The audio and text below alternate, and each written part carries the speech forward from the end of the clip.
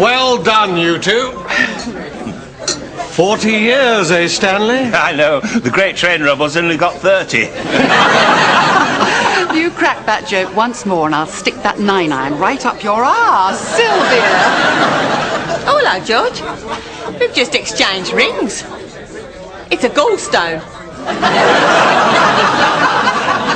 I hope you'll be very happy. Where's your ring, Arnie? You can't see Arnie's, but I inserted it myself. Help me. Janet, Holly. Hope the speech goes well, George. I'm sure it will. Listen, Janet. I've done the portrait for you, Daddy. Oh, thanks, Holly. It's up there, ready for you to unveil. Good. Listen, Janet, there's something... Ah, my man of the moment. Janet. All ready with your words of wisdom, I hope? Ella, I think you should get somebody else. Oh, it's too late to be modest now, George. You'll be fine. And as I said to Alan Titchmarsh at the launch of my new charity, Celebrities in Need, Titchy, I said, if I had your money, I wouldn't still be doing my own gardening. How we laughed. Anyway, now I'm going to hand you over to George to say a few words about Ella and Stanley. You better not let us down. He's a changed man, Stanley. We're here tonight to be with two very special human beings. Ella, you're an amazing woman, I think. Any other woman on earth would have been bored to death by Stanley years ago. Droning on and on about his golf and his model railways, but not you. You may not love him, you may not even like him, but you've stuck by him, and that's what makes you amazing. Stanley Dawkins, you're a saint. How you've put up with Ella all these years without putting a bullet in her head, I'll never know. Someone had to marry her, you did, and thanks to you, the rest of us can sleep easily in our beds. Attaboy, George. No prisoners. Now, we've all had our bad days, but they've had 40 years of bad days, and they're still smiling. Well, they're still together. Anyway, I don't want to keep you from your food, especially you, Ella. And so I'd like to unveil this portrait, which I've painted myself. I only hope it does your relationship justice. I give you Ella and Stanley.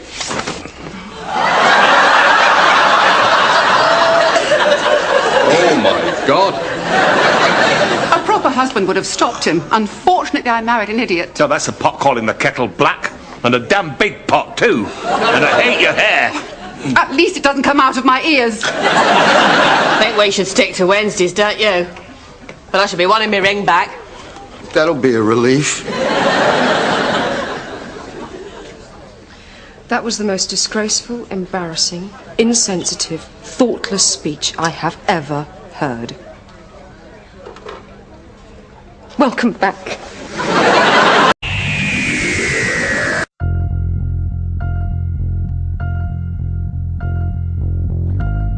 Sorry, what are you talking about? George, please tell me you haven't just erased your own memory. I'd need some sort of magic power or something. What's your name? George Sunday. What's my name? Janet Sunday. You're my wife, and this is our lovely baby Ollie. Cameraman there. He could probably erase his own memory, because he can do anything, but not me.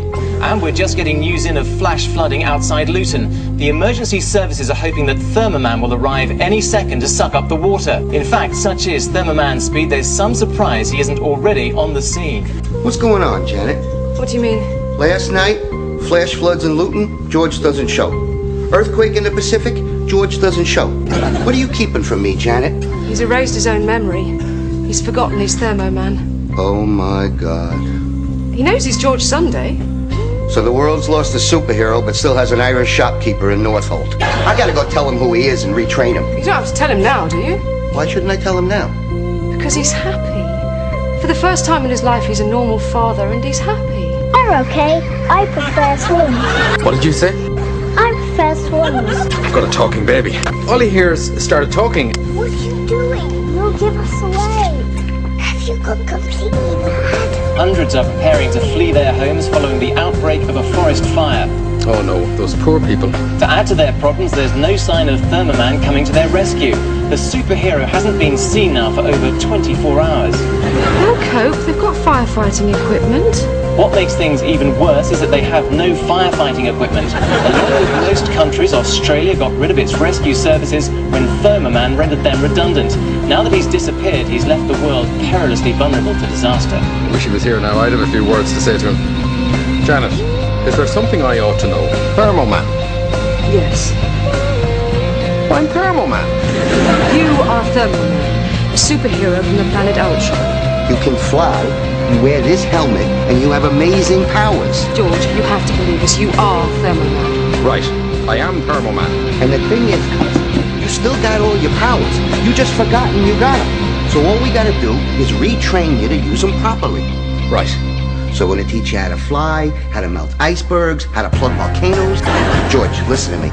We are gonna bring Thermo Man back, and everything's gonna be just fine. Ow!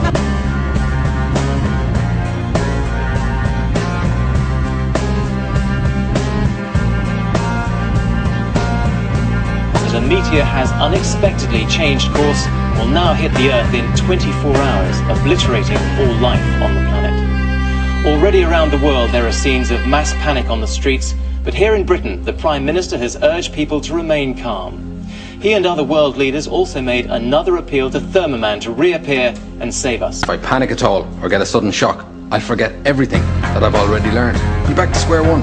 Where's our daughter? There's a meteor heading towards Earth at this very moment. We want to see it before we all die. Okay, you had a bad shock. A meteor is heading for Earth in 23 hours, and it's down to me, and me alone, to intercept it and save the entire planet. Yes!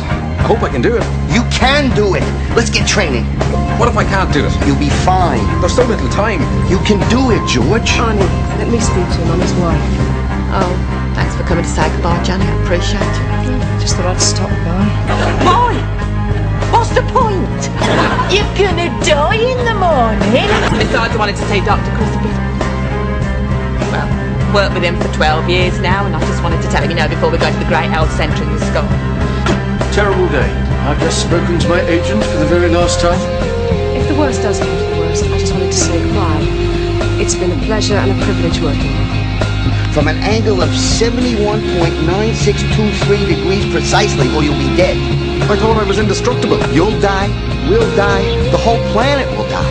And that could spell serious trouble for the whole galaxy. But the world's going to end tomorrow. We'll be dead tomorrow. Janet, there's something I want you to understand. I should be able to save the Earth, but if I don't get the angle exactly right, I'll die. I'm not invulnerable. There's no other way. If anything should happen to you, I want you to know that I shall treasure every moment I've spent with you. Bye-bye, Daddy. I'm going for the angle! I'm going to hit it! George! George, speak to me. George, you okay? George! Mommy, isn't Daddy coming back? I'm sorry, Janet. He was a great man. A very great man.